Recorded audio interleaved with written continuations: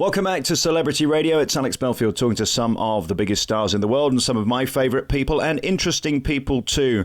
A man who can make you feel good has got a brand new book out called 15 Minutes a Day. Happier, healthier and slimmer in just 15 minutes is the Feelgood Plan by Dalton Wong, who joins us on the phone now. How are you doing, Dalton? I'm very well, thank you. How are you? Well, I'm not as good as you, to be honest. I dream of being delicious and it's not happened so far. Well, you know what? All it takes is 15 minutes a day. And to be honest, for everyone, can do something for 15 minutes. And the point of writing a book was to make it sure that fitness, health is accessible to everyone. And 15 doesn't minutes necessarily mean exercise. It can mean just hanging out with your friends. It can mean planning your meals. It's all-encompassing. Here's the thing. So I was a big fat pig a few years ago. When I left the BBC in 2011, I was mentally unhealthy. I was physically unhealthy. So I lost a lot of weight. And mine was carbs and going to the gym. I'm now at a point where I don't know where to turn. I try and eat healthily. But the thing is, when you've been a big fat pig and about 18 stone and you're down to 13, it all starts to sag like stalactites. Do you know what I'm saying, Dalton? Yes. Yeah, I do. You know what it is? You just got to think of it as a long haul. It's not about something that you can, for most people who were really heavy and they lose a lot of weight, they were really committed to losing that weight. But once you get to that point, you're where you're at now. How do you keep those changes but still have some of those things that you really like when you were 18 stone, correct?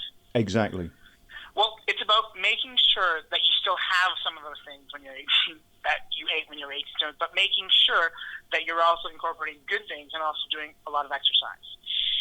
Because in order for you to have sustained amount changes in your life, we all have highs and lows. And it's knowing when you're a stressful eater or you're too busy and you can't exercise. It's about incorporating some little things that you can do daily to make sure that you're going to win the eventual battle. I remember interviewing Rosemary Connolly about 10 years ago, and I said that I was a big fan of the Atkins diet, no carbs, all protein. And she said, this is ridiculous, this is outrageous. Now, of course, they're all writing these books.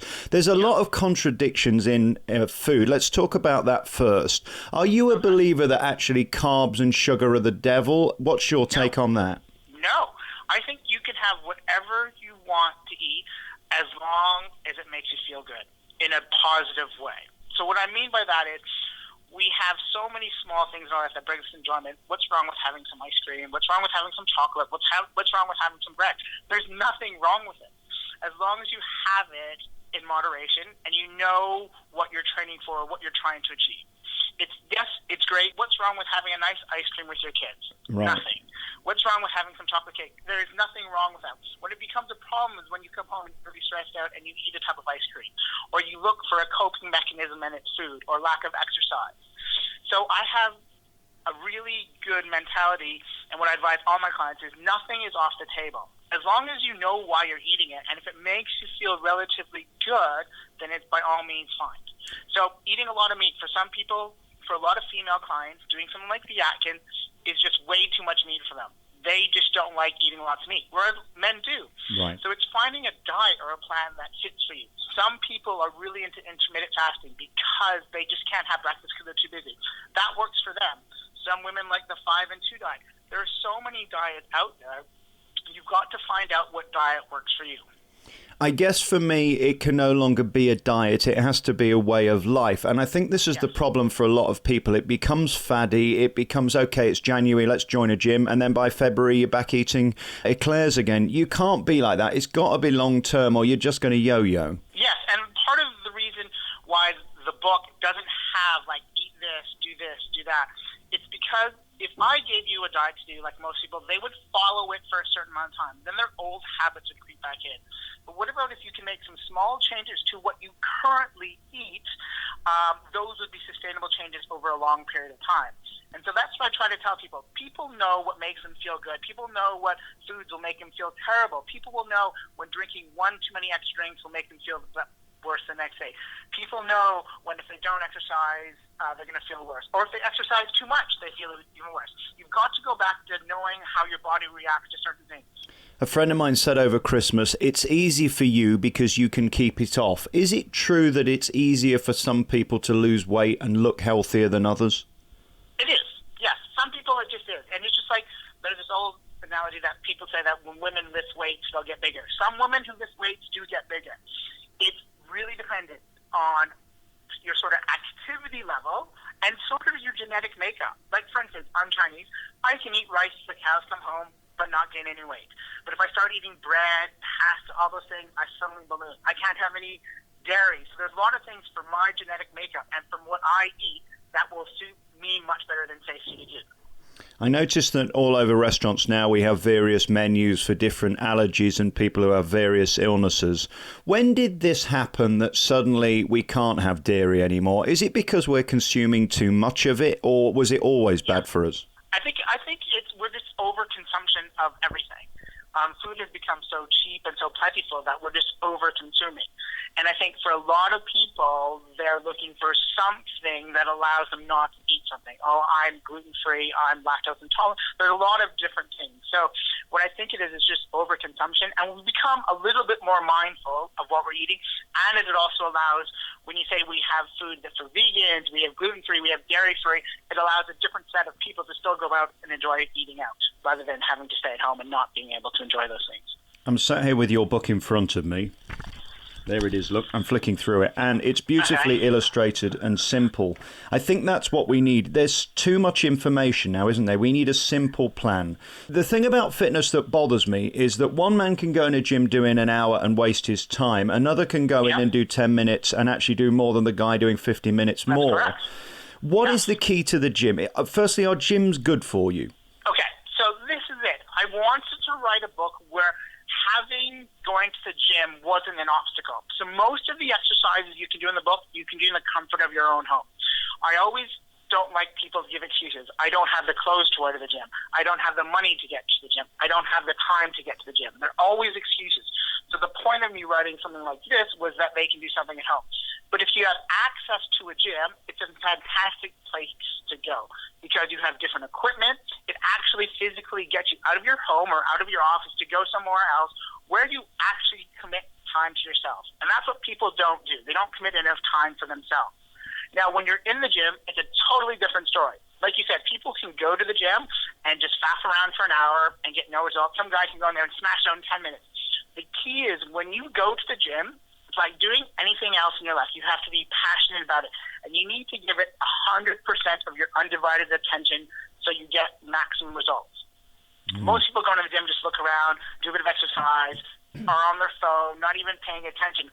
Whereas a person who goes in for 10 minutes knows exactly what they do, knows exactly how many reps, how much weight, what they have to do. They're the ones who get results because they're totally 100% dedicated to it. I go every day, and I found this new machine last week. It's marvellous. I spent about 25 minutes on this new machine. It got Kit Kats, Coca-Cola, Mars bars. Oh, it was marvellous. I noticed that you talk about treats in your book, which is so important. This can't be some form of punishment, because as soon as it becomes that, it becomes negative, and then we hate it, resent it, and then ultimately go back to bad behaviour. Is that the case? That's right. Yeah, and the thing is, too, I always try to tell my clients, and if you're in a happy state eating something that's not so great for you, it'll be fine. It's when you're unhappy and you eat it is when there's a problem because you're more likely to overeat it. For example, when you go to the pub with your friends, you're there with your friends just to hang out. Yes, you're having drinks, but you're also there to hang out. You go out for a coffee. Yes, the coffee is the meeting point for you to drink, but you're there to chat. It's the same sort of idea. If you eat these things in a happy state, the likelihood of you overeating becomes greatly reduced. I have this theory as well now. I'll eat anything providing I really like it. So yesterday, for example, I went to a cake shop and the cake was crap. So I just left it. I think it's making the right choices too, isn't it? And having that ability to say no. But some people don't have that. Is that mental illness? And how do you get help with that when you just can't stop? Well, you have to avoid the situations where that will come up. So a lot of the times it's for when they get stressed. They reach for food or drink or something to help cope. You need to find what those stressors are and go out with some friends. Go to a movie, do anything that takes you out of that situation. And you can't be put in that situation. That's where it becomes very difficult. And most people know when that stress is about to hit them. They can feel it coming. So when you feel that bit of emotional coming, you need to get yourself out of that situation. Go do some sport. Go out with a friend. Do something to take your mind off that.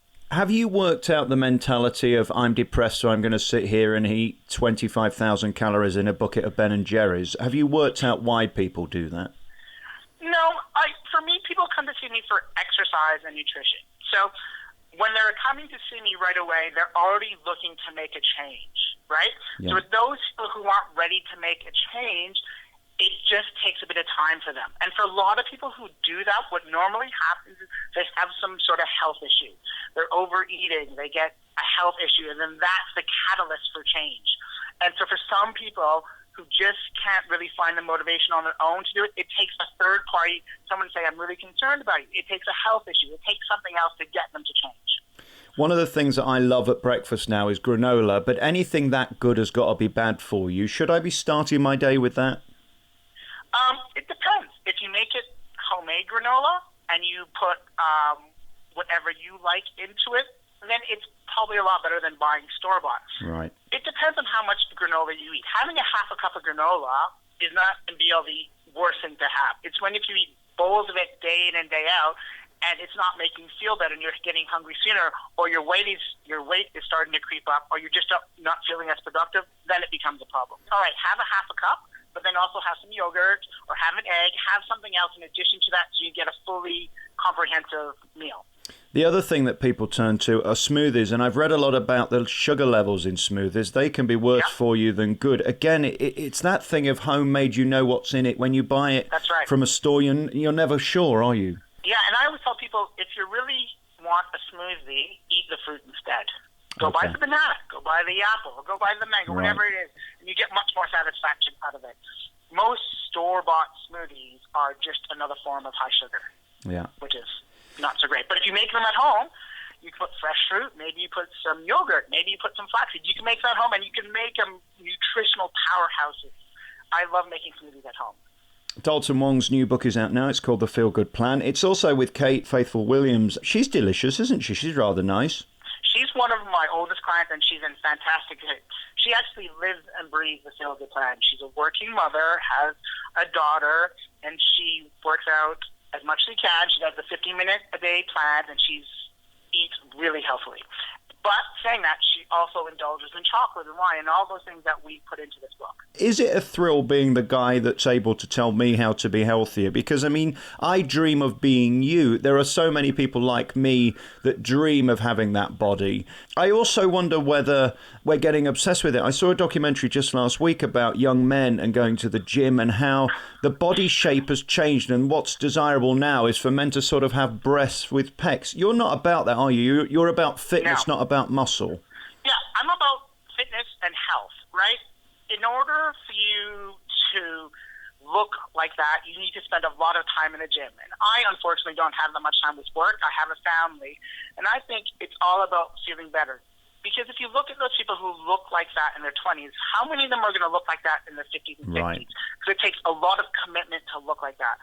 And I would personally rather, yes, I love being in the gym, but I'd personally rather spend time with friends, family, do lots of other things that make my life a lot more enjoyable.